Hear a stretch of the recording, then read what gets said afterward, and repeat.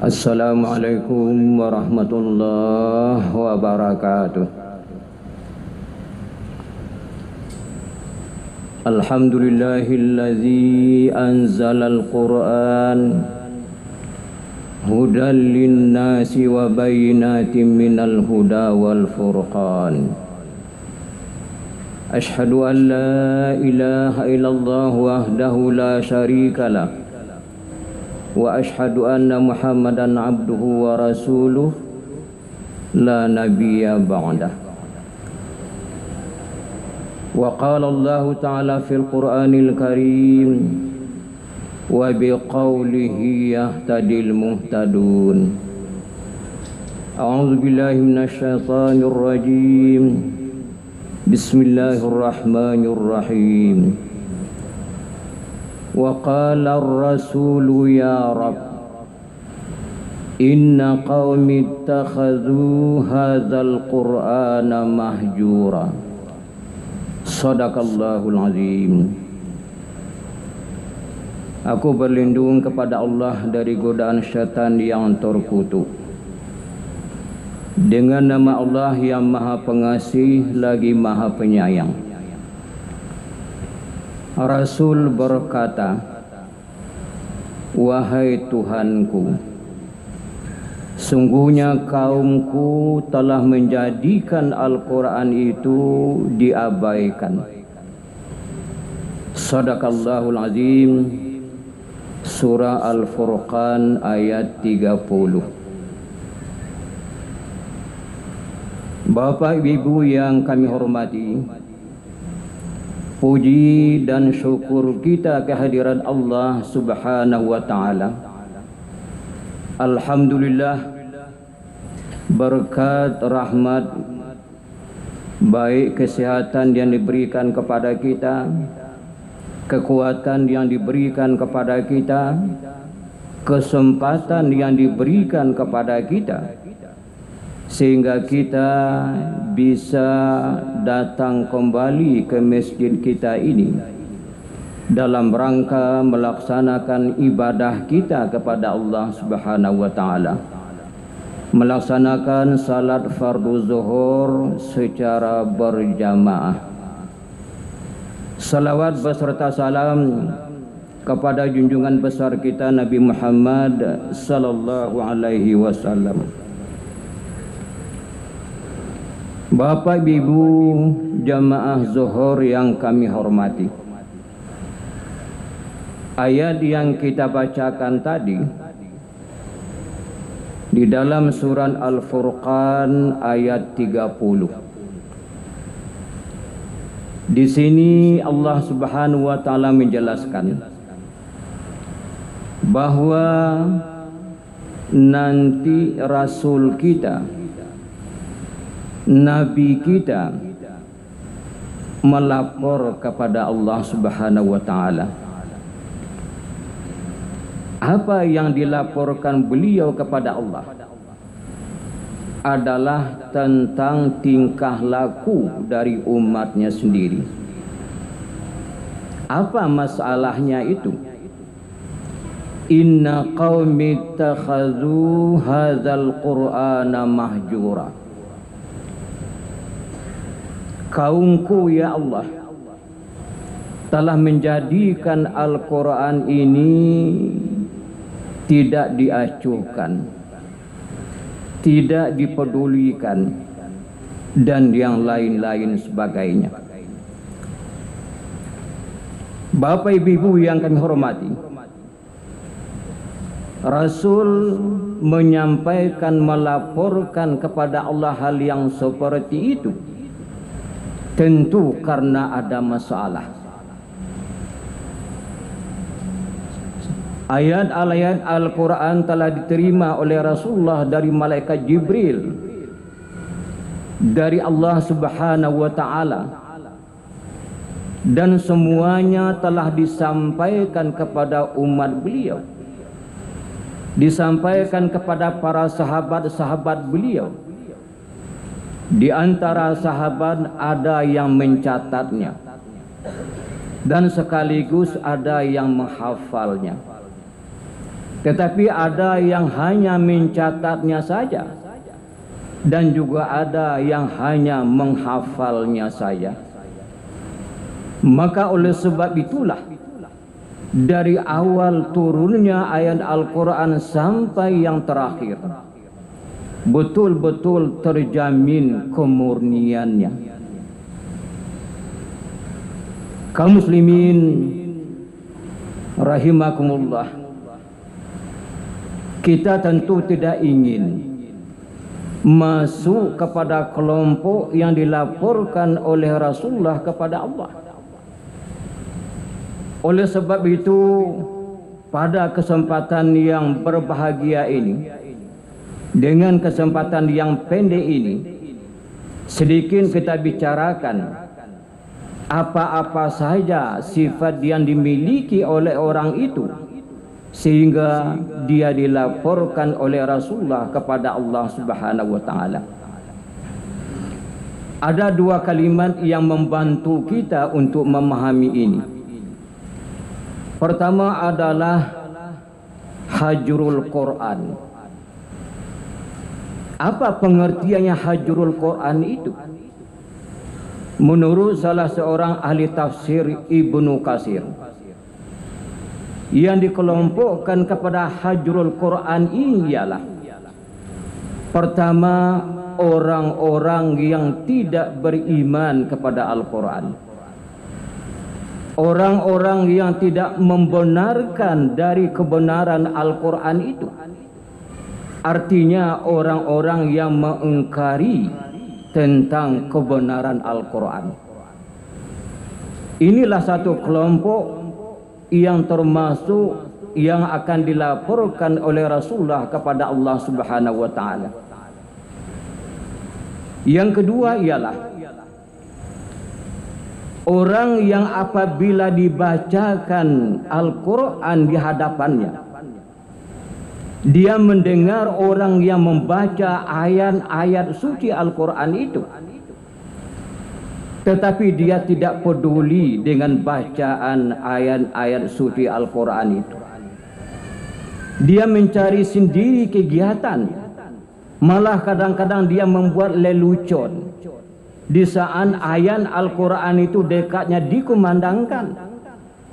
Tidak ada perhatiannya untuk memahami, menghayati bacaan dari ayat Al-Quran itu. Ini adalah kelompok yang kedua yang akan dilaporkan oleh Rasulullah kepada Allah Subhanahu wa taala. Yang ketiga, kata Ibnu Katsir, ialah orang-orang yang memang tidak membaca ayat Al-Quran. Kalau sekiranya dia membaca ayat Al-Quran, tetapi dia tidak berusaha memahami isi kandungan ayat yang dibacanya itu. Kalau sekiranya dia berusaha memahami isi kandungan ayat yang dibacanya itu, tetapi dia tidak berusaha untuk mengamalkannya. Artinya apa? Perintah yang ada di dalam Al-Quran tidak dijalankannya.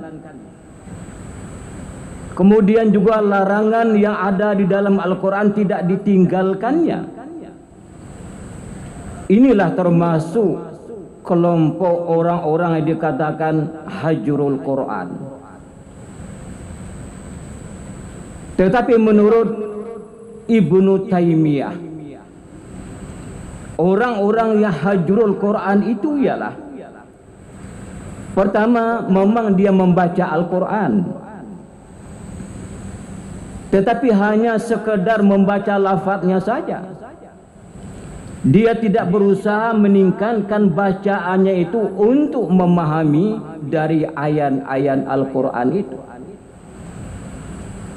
Kemudian juga mungkin dia meningkatkan pemahamannya, tetapi tidak ada pengamalannya di dalam kehidupan sehari-hari.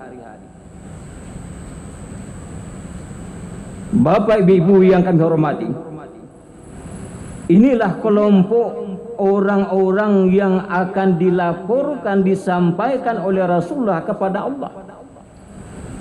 Karena memang tingkah laku sifat yang mereka miliki adalah bertentangan dengan kehendak, tujuan, maksud Al-Quran diturunkan oleh Allah Subhanahu wa Ta'ala. Allah telah menjelaskan kepada kita bahwa Al-Quran itu diturunkan di antara tujuannya adalah hudal linnas, hudal lil muttaqin, hudal lil muhsinin. Artinya apa? Sebagai petunjuk bagi kita di dalam mengharungi kehidupan ini, baik di dunia ini apalagi untuk akhirat kelak yang akan datang. Bapak ibu yang kami hormati, kemudian kelompok yang kedua yang juga dilarang di dalam agama kita adalah al-hajru. Apa artinya itu? Ini adalah sifat seseorang yang menghina Al-Quran, sifat seseorang yang melecehkan Al-Quran. Ada segelintir orang yang berani mengatakan bahwa Al-Quran itu sudah ketinggalan zaman, bahwa Al-Quran itu cocok hanya untuk orang Arab saja. Padahal Allah Subhanahu wa Ta'ala telah menjelaskan kepada kita umat Islam bahwa Al-Quran itu adalah petunjuk, bukan hanya untuk orang Islam saja, tetapi juga adalah untuk seluruh manusia ini, kalau memang mereka mau mengamalkannya. Kaum muslimin sedang jamaah zuhur yang berbahagia. Kemudian ada lagi selintingan orang yang mengatakan bahwa ada beberapa ayat Al-Quran itu yang membuat resah kehidupan bermasyarakat. Inilah contohnya orang-orang yang tidak mengerti dengan isi kandungan ayat itu, sehingga dia mudah melontarkan sesuatu yang menghinakan, yang menjelekkan, yang memburukkan ayat-ayat suci Al-Quran itu. Sekarang informasi sudah sangat terbuka, yang baik beredar di tengah-tengah masyarakat kita, yang buruk juga beredar di tengah-tengah masyarakat kita. Bagaimana kita bisa memilah-milah masalah ini, mana yang benar dan mana yang tidak benar? Maka oleh sebab itu yang dihinakan kadang-kadang bukan hanya pribadi, tetapi adalah kelompok, tetapi adalah kitab suci. Bagi kita adalah Al-Quranul Karim. Bapak ibu yang kami hormati, di dalam hadis yang diriwayatkan oleh Imam Muslim, Rasulullah pernah mengatakan, Iqra'ul Quran fa innahu ya'ti yaumal qiyamati syafi'an li ashabi. Apa kata Rasulullah? Bacalah ayat suci Al-Quran itu, kata Rasulullah, maka nanti dia akan datang kepada orang yang membacanya itu, memohonkan syafaat kepada Allah Subhanahu wa Ta'ala.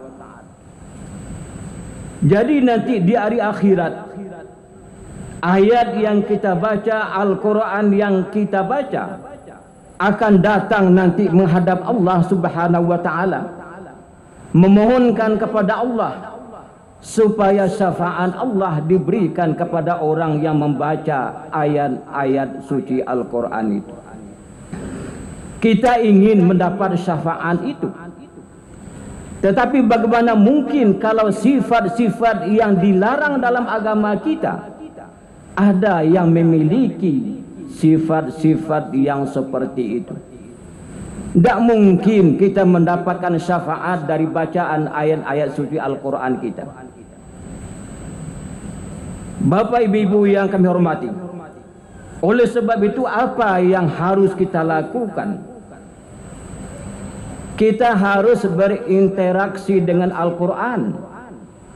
Bagaimana caranya? Yang pertama ialah kita mulai dari awal. Kita mulai membaca huruf demi huruf, kalimat demi kalimat, ayat demi ayat. Ini adalah langkah utama kita. Bagaimana supaya bacaan kita itu sesuai dengan ketentuan kaidah tajwid. Artinya apa? Bacaan kita itu adalah bacaan yang benar.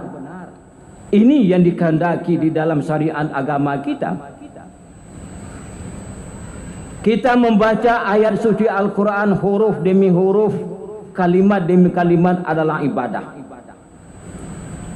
Rasulullah pernah bersabda dalam sebuah hadis yang diriwayatkan oleh Imam Tirmidzi, "Man qara'a harfan min kitabillahi ta'ala falahu bihi hasanatu wal hasanatu bi asyri amsalihha." Siapa yang membaca satu huruf saja, kata Rasulullah, dari ayat-ayat suci Al-Quran itu, berapa pahala yang akan diperolehnya nanti? 10 kali lipat. Baru membaca huruf demi huruf. Semakin banyak ayat yang kita baca, semakin banyak pula tentu pahala yang diberikan oleh Allah kepada kita kelak yang akan datang. Kemudian kita tingkatkan lagi kepada memahami dari ayat-ayat Al-Quran itu. Dengan kita memahami isi kandungan Al-Quran, kita tahu mana yang diperintahkan kepada kita, mana yang dilarang kepada kita, mana yang menyebabkan sesuatu hina dalam agama, dan apa pula yang menyebabkan sesuatu itu adalah mulia di dalam agama. Bagaimana dengan memahami isi kandungan Al-Quran itu? Inilah langkah yang kedua yang harus kita lakukan sebagai umat Islam, supaya Al-Quran itu mampu kita amalkan di dalam kehidupan kita sehari-hari.